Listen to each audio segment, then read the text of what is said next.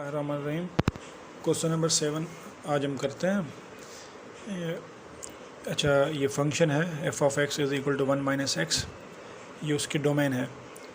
और ये फंक्शन, इस फंक्शन के अंदर ये 3 फंक्शन है, ठीक है। 1 प्लस एक्स इसकी डोमेन ये है, और ये 1, ठीक है, इसकी डोमेन ये है।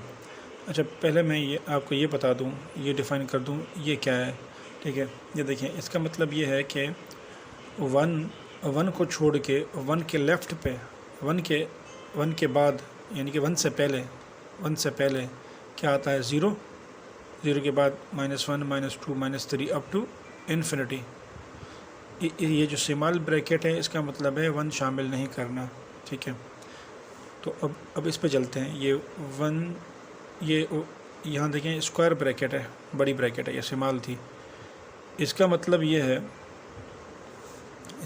है कि 1 से लेके 1 के बीच वाले 1.1 1.2 1.3 1.5 ऐसे बहुत सारे जो है नंबर, फिर उसके बाद 2, ठीक है, 2 तक, कहाँ तक, 2 तक।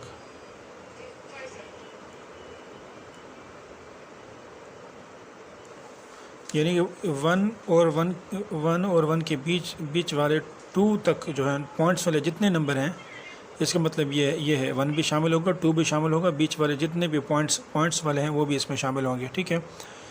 तो अब ये समझाऊँ मैं, इसका मतलब क्या है। इसका मतलब है 2 से बड़े 2 शामिल नहीं करना, 3 4 5 अप टू सो ऑन, ठीक है।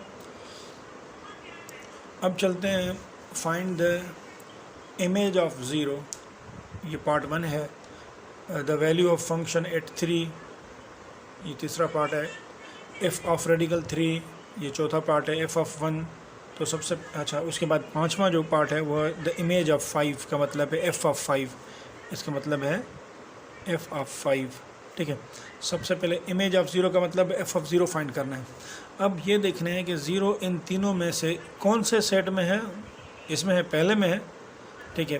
पहले ये जो पहली डोमेन है किस फंक्शन की है, इसकी, तो हमें ये फंक्शन लिखना है f of x is equal to 1 minus x, ठीक है।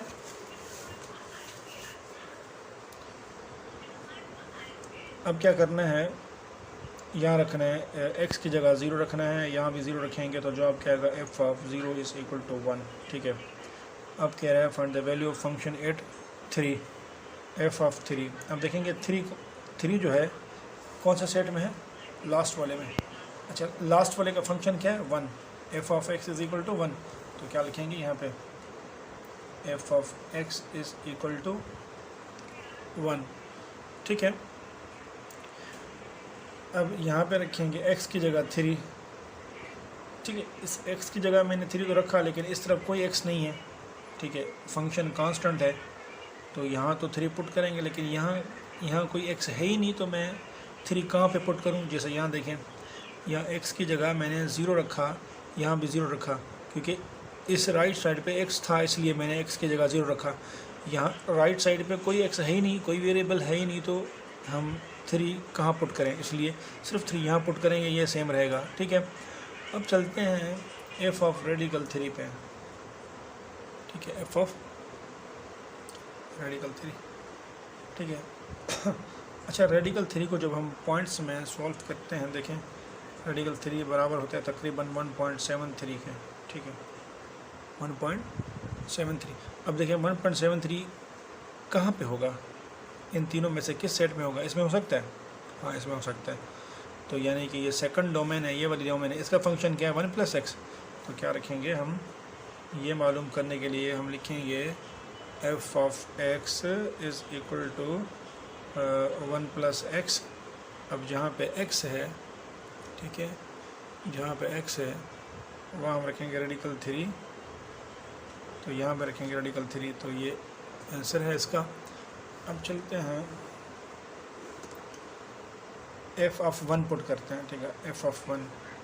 अब देखते हैं कि 1 कौन से सेट में है, सेकंड में। अच्छा, सेकंड सेट का फंक्शन कौन सा है, 1 प्लस एक्स, तो यहाँ लिखेंगे f of x is equal to 1 plus x.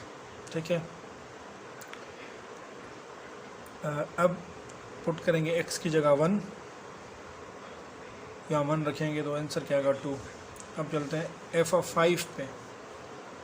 ठीक है, अब देखते हैं 5 कौन से फंक्शन में, कौन से सेट में, लास्ट वाले में, इस वाले में, इसका फंक्शन कौन सा है 1। तो यहाँ रखेंगे, ये मालूम करने की है f of x is equal to 1। तो यहाँ पे x है, वहाँ रखेंगे 5, यहाँ x है ही नहीं तो ये सेम रहेगा। तो ये जो है हमारा, यानी कि ये क्वेश्चन हमारा पूरा हुआ, कंप्लीट हुआ। हमने सारी डोमेन्स पुट कर दी, बस सिर्फ हमें ये फाइंड करने थे, हमने सब फाइंड कर लिए। ठीक है, अब चलते हैं क्वेश्चन नंबर नेक्स्ट पे।